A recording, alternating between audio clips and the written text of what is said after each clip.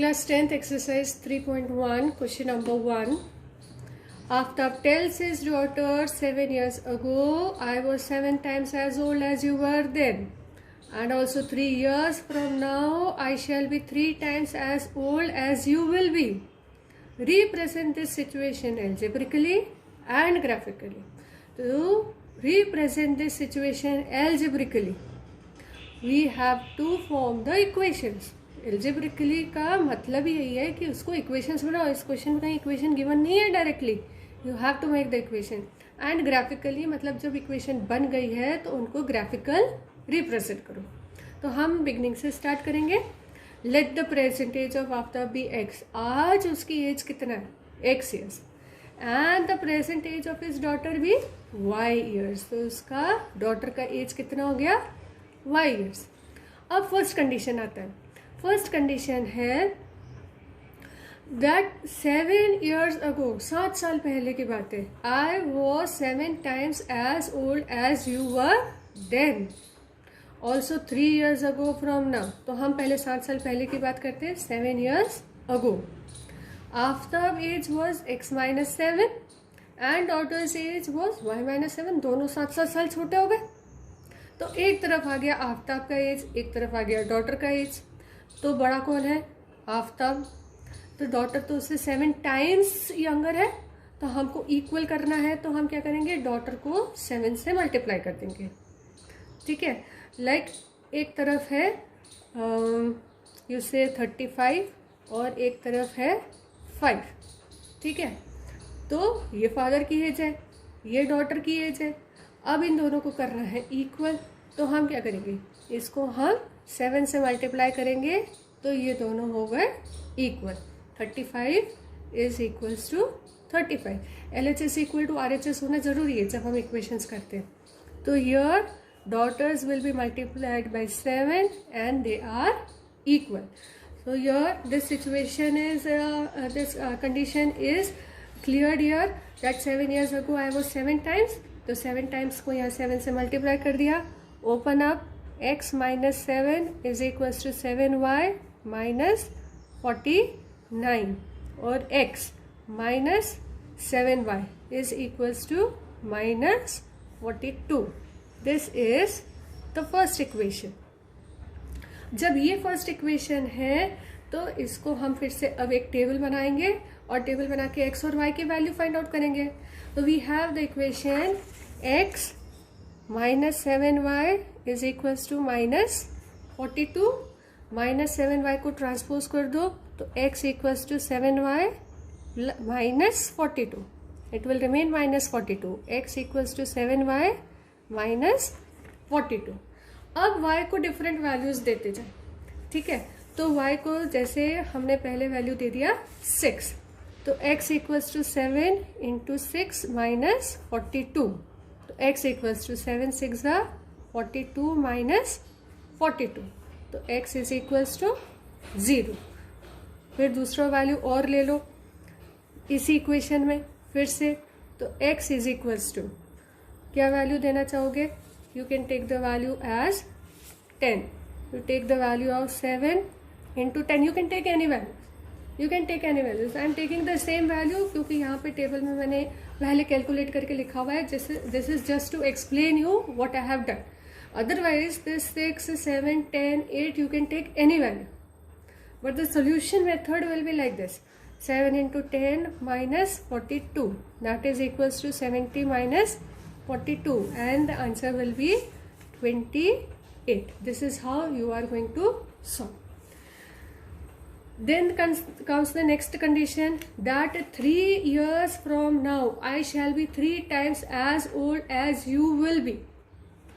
तो 3 times from now I shall be 3 times. तो 3 साल बाद दोनों की एज. तो आज उनकी एज x और y है तो 3 साल बाद आफ्ताब की एज हो गई x + 3 और डॉटर की एज हो गई y + 3.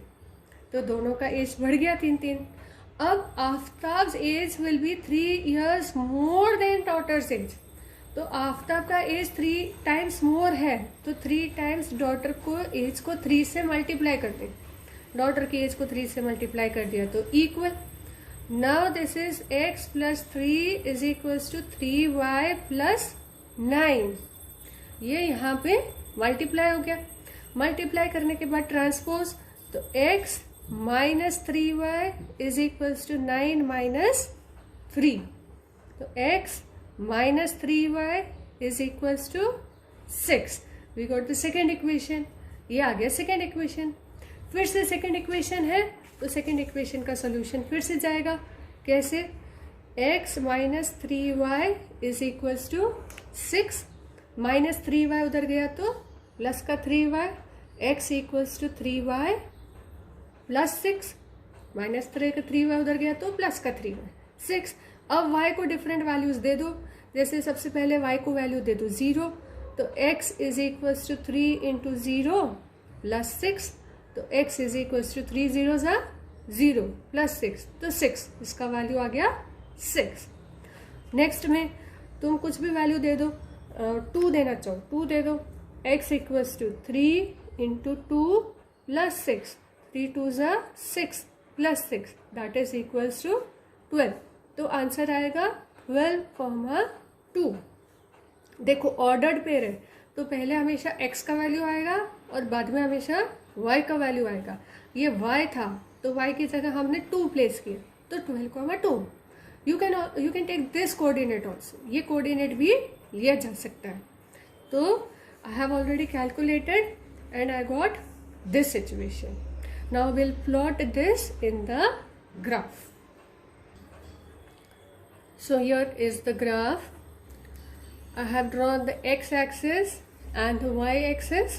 This point O is the origin. अब ये जो 3 थे पॉइंट हमने जो यहाँ पे कैलकुलेट किए थे 0,6, तो 0 ये और 6 ये. तो प्लॉट करने से पहले you have 0. I have written x and then x dash, y and y dash. Okay 0. अब इक्वल डिस्टेंस पे पॉइंट लगाएंगे हम 5, 10, 15, 20, 25 एंड सो ऑन. इधर भी इक्वल डिस्टेंसेस पर भी 5, 10, 15, 20 and so on. -5, -10 and so on this way. These should be at equal distance. ऐसे नहीं कर सकते एक कम एक ज़्यादा, एक कम एक ज़्यादा, हमारी मर्जी है जैसे कर दिया. नहीं, इसमें एक यूनिफॉर्मिटी चलेगी तभी ये ग्राफ सही बनेगा, नहीं तो नहीं बनेगा. ठीक है. This way. अब एक ही करके धीरे धीरे, जैसे ये पॉइंट था 0,6 तो ये तो 0 ले लिया. x एक्सिस का तो वैल्यू 0 है, y का वैल्यू 6 है. तो यहाँ पर 6 कैसे आया? तो ये मेन लाइन यहाँ पे x एक्सिस था, यहाँ पे एक छोड़कर एक 1, फिर एक छोड़कर एक 2, फिर एक छोड़कर एक 3, फिर एक छोड़कर एक 4, फिर एक छोड़कर एक 5, एक छोड़कर एक आ गया 6. So this point is 0,6. Next point था हमारा 28,10. तो ये रहा 28,10. इसको कैसे प्लॉट किया? तो 25 उसी तरीके से एक छोड़ के एक 26, एक छोड़कर एक 27, एक छोड़कर एक 28, और इस 28 को यहाँ से गए ऊपर और यहाँ पे आ गया 10. ये x का वैल्यू, ये y का वैल्यू. प्लॉट करने के बाद you will use the scale to get the straight line. Will use the scale to get the straight line. ये सारा एक स्ट्रेट लाइन पे आ जाना चाहिए. Everything should be there in a straight line because this is linear graph.